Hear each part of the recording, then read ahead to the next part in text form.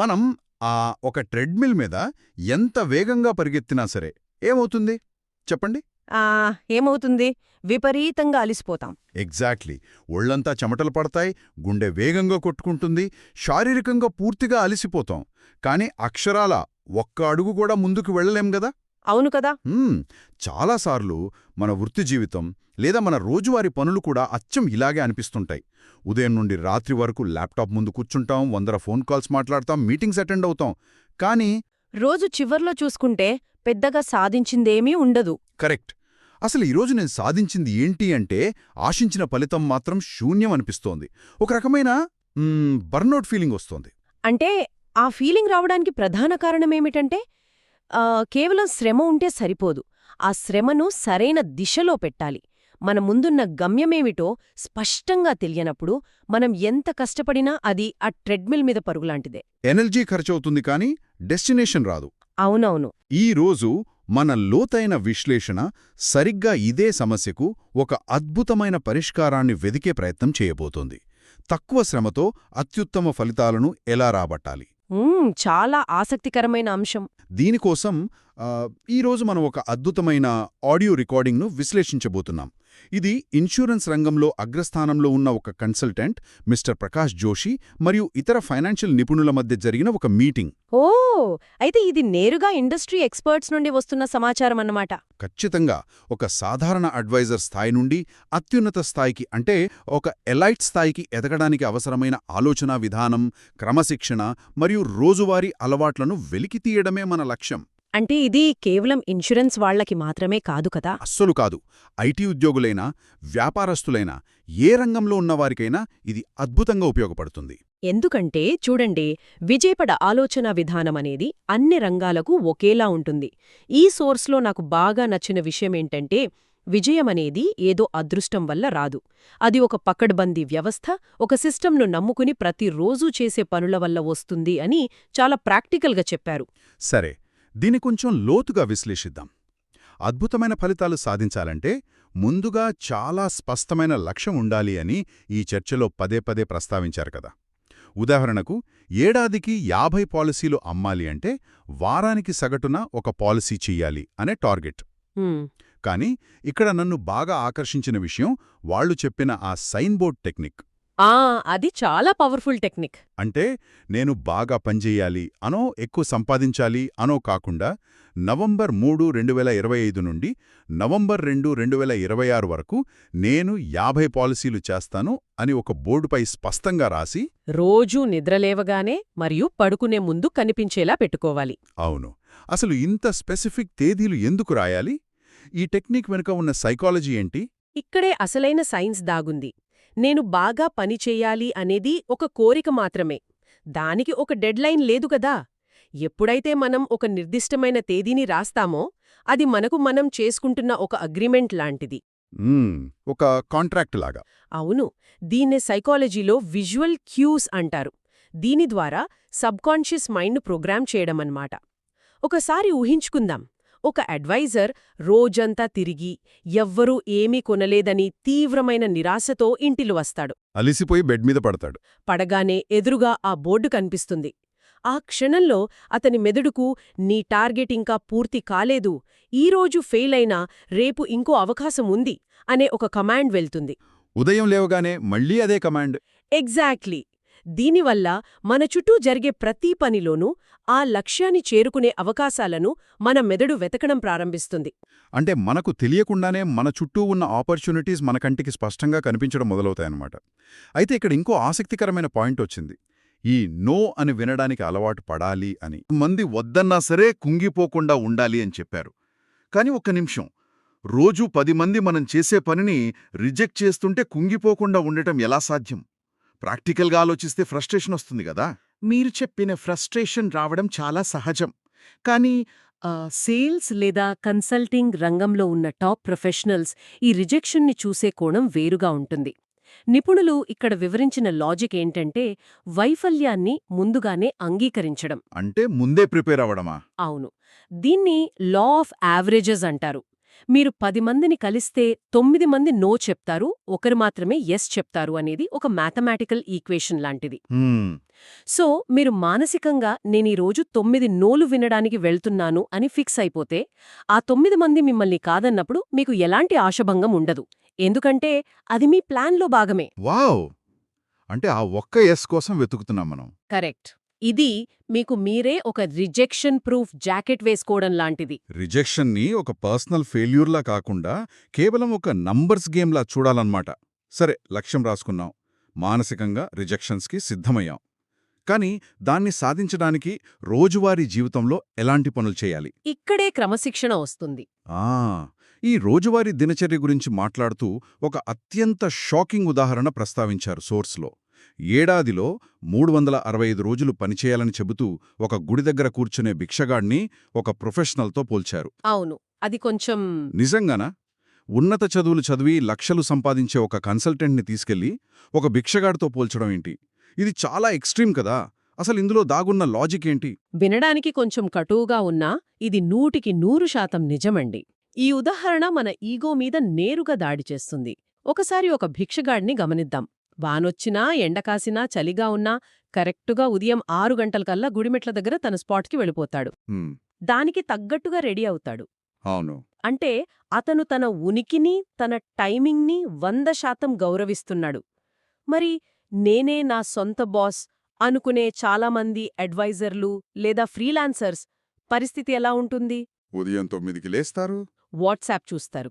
బయట కొంచెం వాన వస్తుంటే సరేలే ఈ రోజు ఎవరు కలవరు, వర్క్ ఫ్రం హోం చేద్దాం అని ఇంట్లోనే ఉండి నెట్ఫ్లిక్స్ చూస్తారు. అంటే స్వయం ఉపాధిలో ఉన్నప్పుడు మనల్ని ప్రశ్నించేవారు ఎవరూ లేకపోవడం వల్ల వచ్చే బద్ధకమిదనమాట. ఎగ్జాక్ట్లీ. మీరే బాస్ అయినప్పుడు మీకు అకౌంటబిలిటీ ఎవరికుంటుంది? అందుకే నిలకడ అనేది, కన్సిస్టెన్సీ అనేది లేకపోతే ఏ ప్రొఫెషన్లోనూ రాణించలేము అని నిపుణులు స్పష్టం చేశారు. అందుకే రోజుకు కనీసం 2 గంటలు కేవలం క్లయింట్లతో మాట్లాడటానికి డెడికేటెడ్గా కేటాయించాలి అన్నారు. అవును, ఆ 2 గంటలు ఫోన్లో రీల్స్ చూడకూడదు. దానికి తోడు రోజూ కనీసం ఒక అరగంట పాటు కొత్త విషయాలు నేర్చుకోవడానికి కేటాయించాలి. మీరు మార్కెట్తో పాటు అప్డేట్ అవ్వకపోతే, మీ కస్టమర్ల కంటే మీకే తక్కువ తెలిస్తే వాళ్ళు మిమ్మల్ని ఎందుకు నమ్ముతారు? Correct point. క్రమశిక్షణతో పనిచేయడం, మనల్ని మనం అప్డేట్ చేసుకోవడం వరకు బాగుంది. కానీ అసలు జనాలతో ఎలా కనెక్ట్ అవ్వాలి? ఈ రోజుల్లో అందరం డిజిటల్ ప్రపంచంలో బతుకుతున్నాం కదా. అవును. ఇక్కడ ఒక విషయం గురించి చాలా గట్టిగా చెప్పారు. ప్రతిరోజు వాట్సాప్లో పంపే ఈ గుడ్ మార్నింగ్, గుడ్ ఈవినింగ్ మెసేజ్లు, దేవుడి బొమ్మలు, కొటేషన్లు పంపడం వెంటనే ఆపేయాలి అని. అది చాలా ముఖ్యం. నిజం చెప్పాలంటే మనం కూడా ఇలాంటి ఫార్వర్డ్ మెసేజ్లు చూస్తే చాలా చిరాకు పడతాం కదా. అయినా సరే జనాలు ఎందుకు పంపుతుంటారివి? ఎందుకంటే అది చాలా సులువైన పని. దానికి ఎలాంటి ఆలోచన, శ్రమ అవసరం లేదు గదా. కేవలం ఫార్వర్డ్ బటన్ నొక్కితే సరిపోతుంది. ఇది ఒక రకమైన లేజీ మార్కెటింగ్. Lazy marketing. దీనివల్ల అవతలి వారికి ఎలాంటి వాల్యూ రాదు. పైగా మన నంబర్ బ్లాక్ చేసే ప్రమాణముంది. అందుకే ఈ పద్ధతి మార్చాలి. ఆ చెత్త మెసేజ్ల బదులు విలువై సమాచారాన్ని పంచాలి. ఉదాహరణకు అంటే మీ పిల్లల కాలేజీ ఫీజులు 10 ఏళ్లలో ఎంత పెరగబోతున్నాయి, లేదా రిటైర్మెంట్ తర్వాత మీ మెడికల్ ఖర్చుల కోసం సిద్ధంగా ఉన్నారా లాంటి ఎడ్యుకేషనల్ మెసేజులు పంపాలి. సోషల్ మీడియాలో కూడా పర్సనల్ ఫోటోల కన్నా జనాల సమస్యలను పరిష్కరించే బిజినెస్ రీల్స్ లేదా పెయిడ్ యాడ్స్ రన్ చేయాలి. అప్పుడు జనాలు కనీసం ఒక్క నిమిషం ఆగి ఆలోచిస్తారు. ఖచ్చితంగా. డిజిటల్ కమ్యూనికేషన్ గురించి బాగానే ఉంది, కానీ మనుషులను భౌతికంగా కలవడానికి సరైన సమయం ఏది అన్నప్పుడు ఇక్కడొక ఆసక్తికరమైన చర్చ జరిగింది. పండుగల సమయం గురించి. పండుగల సమయంలో జనాలు టెన్షన్ లేకుండా కుటుంబంతో గడుపుతారు కాబట్టి వాళ్ళని కలవడానికి అదే సరైన సమయం అన్నారు. ఇక్కడ నాకు పెద్ద సందేహం ఉంది. చెప్పండి. పండుగ రోజుల్లో ఎవరైనా ఆఫీస్ టెన్షన్స్ పక్కనబెట్టి ఫ్యామిలీతో ఎంజాయ్ చేయాలనుకుంటారు కదా. ఆ టైంలో వాళ్ళింటికెళ్ళి ఇన్సూరెన్స్ లేదా బిజినెస్ మాట్లాడితే వాళ్ళకి చిరాకు రాదా? వీడెప్పుడు ఇదే గోలా అనుకోరా? ఇది చాలా ప్రాక్టికల్ డౌట్. కానీ దీన్ని మనం సైకలాజికల్ కోణంలో చూడాలి. రాజకీయ నాయకులు లేదా పెద్ద పెద్ద రియల్ ఎస్టేట్ బిల్డర్లు పండుగల సమయంలో ఏం చేస్తారో గమనించండి. వాళ్ళు ఈవెంట్స్లో కలుస్తుంటారు జనాల్ని. అవును, వాళ్ళు గణేష్ పండల్స్ దగ్గర లేదా కమ్యూనిటీ ఈవెంట్స్లో జనాలతో మమేకమవుతారు. ఎందుకు? సాధారణ రోజుల్లో ప్రతి మనిషి తన ఆఫీస్ టెన్షన్, ట్రాఫిక్, ఈఎంఐ సమస్యలతో మెదడు చుట్టూ ఒక పెద్ద డిఫెన్సివ్ గోడ కట్టుకుని ఉంటాడు. మీరు అప్పుడు వెళ్ళి ఎంత మంచి ప్లాన్ చెప్పినా ఆ గోడ దాటి వాళ్ల మనసులోకి వెళ్ళదు. ఓహో! అంటే ఆ పండుగ పూట వాళ్ళ మైండ్ రిలాక్స్డ్‌గా ఉంటుంది గాబట్టి ఆ గోడలు ఉండవన్నమాట. ఎగ్జాక్ట్లీ.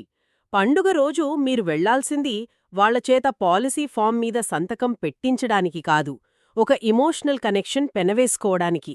వాళ్ళు తమ భార్యాపిల్లలతో సంతోషంగా ఉన్నప్పుడు ఆ సంతోషం ఎప్పటికీ ఇలాగే ఉండాలంటే ఎలాంటి భద్రత అవసరమో ఒక చిన్న ఆలోచన వాళ్ల మనసులో నాటాలి. నేరుగా అమ్మడం వేరు, వాళ్ళకి భవిష్యత్తుపై భరోసా కల్పించడం వేరు. అవును. ఈ సూక్ష్మాన్ని పట్టుకుంటే పండుగలు వ్యాపార విస్తరణకు అద్భుతమైన అవకాశాలు. చాలా డీప్ పాయింట్ ఇది. సరే, డిజిటల్గా ఎడ్యుకేట్ చేశాం, పండుగ పూట కలిసి నమ్మకం కలిగించాం, కస్టమర్ వినడానికి సిద్ధంగా ఉన్నాడు. ఇప్పుడు వాళ్ళకి ఏదమ్మాలి? ఇక్కడ కూడా ఒక అద్భుతమైన వ్యూహం బయటపడింది. Comprehensive planning. అవును. ఒక ఇంటికి వెళ్ళినప్పుడు కేవలం ఇంటి యజమానికి ఒక పాలసీ అమ్మి వచ్చేయకూడదు అని నిపుణులు స్పష్టం చేశారు. ఆయన భార్యకు, పిల్లల చదువులకు, తల్లిదండ్రుల ఆరోగ్యానికి, ఇలా అందరికీ సరిపడా ప్లానింగ్ చెయ్యాలి. ఒకే ఇంట్లో 2-3 పాలసీలు చెయ్యాలి. ఖచ్చితంగా. ఇది అచ్చం మనం ఒక మంచి ఫిజీషియన్ దగ్గరికి వెళ్తే కేవలం తలనొప్పికి గోళీ ఇచ్చి పంపించకుండా మీ బీపీ ఎలా ఉంది, షుగర్ ఉందా అని మొత్తం శరీరాన్ని చెక్ చేసి భవిష్యత్తులో రాబోయే రోగాలను కూడా ముందే ఆపినట్లుగా ఉంది కదా. అబ్బా, మీరు వాడిన డాక్టర్ ఉదాహరణ 100% కరెక్ట్. ఇక్కడ మనం గమనించాల్సింది కేవలం ప్రాడక్ట్ అమ్మే సేల్స్మెన్ లాగా కాకుండా ఒక కన్సల్టెంట్ లాగా మారడం గురించి. కస్టమర్కి కేవలం లైఫ్ ఇన్సూరెన్స్ మాత్రమే కాదు, వెహికల్ ఇన్సూరెన్స్, మ్యూచువల్ ఫండ్స్, అలాగే సిప్ మరియు యులిప్ లాంటి అన్ని ఆర్థిక సాధనాలను ఆఫర్ చేయగలగాలి. ఈ సిప్కి, యులిప్కి మధ్య ఉన్న తేడా గురించి అందరికీ ఒక క్లారిటీ ఉండదు కదా. అసలు ఒక కన్సల్టెంట్గా ఈ 2 ఆఫర్ చేయడం ఎందుకు అంత ముఖ్యం? చూడండి, చాలా సింపుల్గా చెప్పుకుందాం. ఒక కస్టమర్ తన పిల్లల పై చదువుల కోసం 10 ఏళ్లలో 1 కోటి రూపాయలు కూడబెట్టాలి అనుకుందాం. దానికి సిప్ అనేది అద్భుతమైన మార్గం. ప్రతి నెలా కొంత డబ్బు స్టాక్ మార్కెట్లో పెట్టుబడి పెడుతూ వెళ్తారు, సంపద పెరుగుతుంది. కానీ ఒకవేళ ఆ కస్టమర్కి వచ్చే ఏడాదే ఏదైనా ప్రమాదం జరిగి ప్రాణాలు కోల్పోతే? ఆ సిప్ అక్కడితో ఆగిపోతుంది. పిల్లల భవిష్యత్తు ప్రశ్నార్థకమవుతుంది. అదే యూలిప్ లాంటివి తీసుకుంటే అందులో ఇన్వెస్ట్మెంట్తో పాటు లైఫ్ కవర్ కూడా ఉంటుంది. ఓ, అంటే ఇన్వెస్ట్మెంట్ ప్లస్ ఇన్సూరెన్స్. అవును. లేదా ఒక టర్మ్ ప్లాన్ మరియు సిప్ కలిపి ఇవ్వాలి. ఒక అడ్వైజర్గా మీరు కేవలం సంపద సృష్టించడం మీదే కాదు, ఆ సంపదకు రక్షణ కల్పించడం మీద కూడా దృష్టి పెట్టాలి. ఒకవేళ కస్టమర్కి ఇవి అవసరం లేదులే అని మనం ఆ సర్వీసెస్ ఆఫర్ చేయకపోతే ఏమవుతుంది? అదే ఇక్కడ అతిపెద్ద ప్రమాదం. మీరు కేవలం లైఫ్ ఇన్సూరెన్స్ ఇచ్చి ఊరుకుంటే రేపొద్దున ఒక మ్యూచువల్ ఫండ్ అడ్వైజర్ వాళ్ళ ఇంటికొస్తాడు. అతను మెల్లగా వాళ్ళకి సిప్స్ అలవాటు చేస్తాడు. వాళ్ళ నమ్మకం గెలుచుకుంటాడు. ఆ తర్వాత మీ లైఫ్ ఇన్సూరెన్స్ పోర్ట్ఫోలియో కూడా నేనే చూసుకుంటాను అని చెప్పి మీ అసలు బిజినెస్ను కూడా లాగేసుకునే ప్రమాదం ఉంది. అందుకే కస్టమర్కి సంబంధించిన అన్ని ఆర్థిక అవసరాలకు మీరే ఒక వన్ స్టాప్ సొల్యూషన్లా మారాలి. ఓకే, కస్టమర్ని మనతోనే అంటిపెట్టుకుని ఉండేలా చేయటానికి ఇంకొక ఆసక్తికరమైన సలహా కూడా ఇచ్చారు. అది రీఇన్వెస్ట్మెంట్. గిఫ్ట్స్ తీసుకెళ్లటం. అవును. ఒక క్లయింట్ ఇంటికి వెళ్ళినప్పుడు ఉత్త చేతులతో వెళ్లకుండా ఖచ్చితంగా ఏదైనా ఒక బహుమతి తీసుకువెళ్ళాలి. అది పిల్లలకు చాక్లెట్లు కావచ్చు, లేదా కస్టమర్ స్థాయిని బట్టి ఒక మంచి గిఫ్ట్ కావచ్చు. ఇక్కడ మళ్ళీ ఆ భిక్షగాడి ఉదాహరణ గుర్తు చేశారు. భిక్షగాళ్లు కూడా గుడి దగ్గర ఒక మంచి స్థానం కోసం పగడి అంటే ఒక రకమైన అద్దె లేదా పెట్టుబడి కడతారని చెప్పారు. ఈ పగడీ కాన్సెప్ట్ చాలా డీప్గా ఉంటుంది. గుడిమెట్ల దగ్గర లక్షల మంది తిరుగుతారు. అక్కడ కూర్చుంటే రాబడి ఎక్కువ వస్తుంది కాబట్టి ఆ స్థలానికి భిక్షగాడు కూడా పెట్టుబడి పెడతాడు. మరి లక్షల వ్యాపారమిచ్చే కస్టమర్ దగ్గరికి వెళ్లేటప్పుడు మీరు ఎంత పెట్టుబడి పెడుతున్నారు? నిజమే. ఇక్కడ మీరు గిఫ్ట్ ఇస్తున్నారు అంటే దాని ఖరీదు కాదు ముఖ్యం, కస్టమర్ మనస్సులో ఒక స్థానాన్ని కొనుక్కుంటున్నారు అని అర్థం. వారిని మీరు కేవలం ఒక ఏటీఎం మిషన్లాగా కాకుండా ఒక కుటుంబ సభ్యుడిగా చూస్తున్నారని తెలియజేసే ఒక ఇమోషనల్ అగ్రీమెంట్ అది. ఒక రైతు ఎలాగైతే పండించిన పంటలో కొంత భాగాన్ని మళ్లీ విత్తనాలు కొనడానికి పెట్టుబడిగా పెడతాడో ఇది అంతేనన్నమాట. ఎగ్జాక్ట్లీ. ఈ ప్రొఫెషన్లో కూడా ఈ రీఇన్వెస్ట్మెంట్ సైకిల్ అనేది కస్టమర్కి మీ పట్ల ఉన్న నమ్మకాన్ని పదిలపరుస్తుంది. నమ్మకం అనే మాటొచ్చింది కాబట్టి ప్రాక్టికల్గా ఎదురయ్యే అత్యంత క్లిష్టమైన సమస్య గురించి మాట్లాడుకుందాం.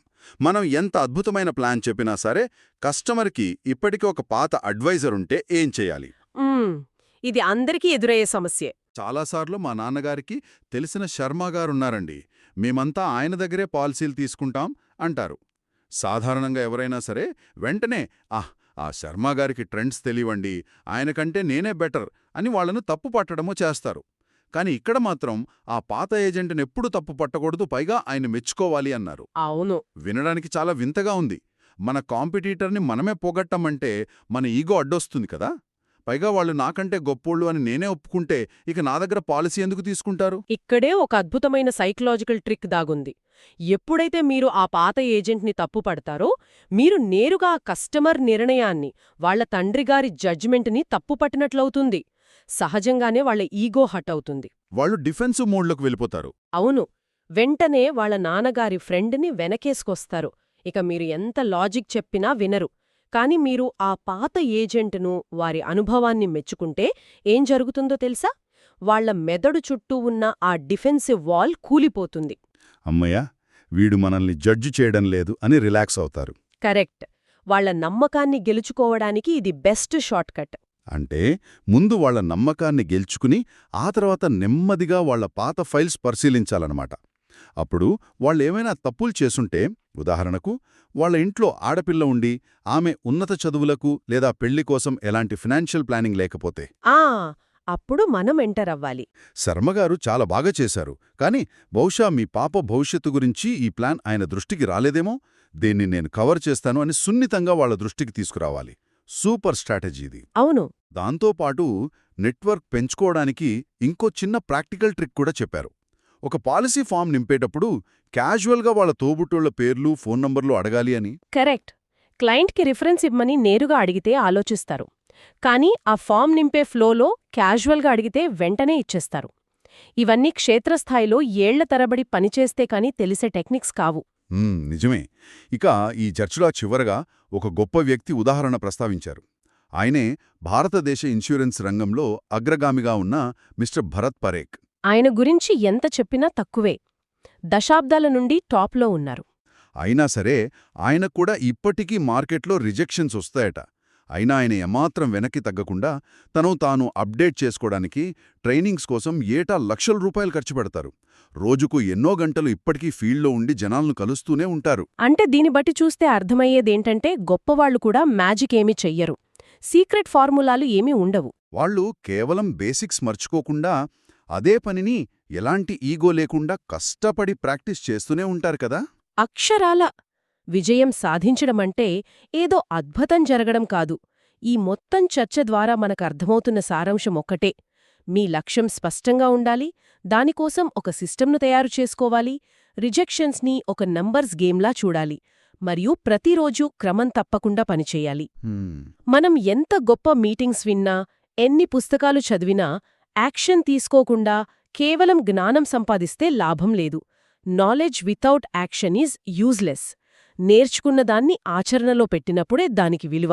ఈరోజు విశ్లేషణ నిజంగా మన కళ్ళు తెరిపించేలా ఉంది.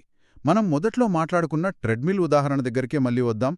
కష్టపడటం ముఖ్యం కాదు, ఆ శ్రమ సరైన దిశలో ఉందా లేదా అనేది ముఖ్యం. అవును. అయితే ఈ విషయాలన్నీ విన్న తర్వాత మనం ఒకసారి తీవ్రంగా ఆలోచించాల్సిన విషయం ఒకటుంది.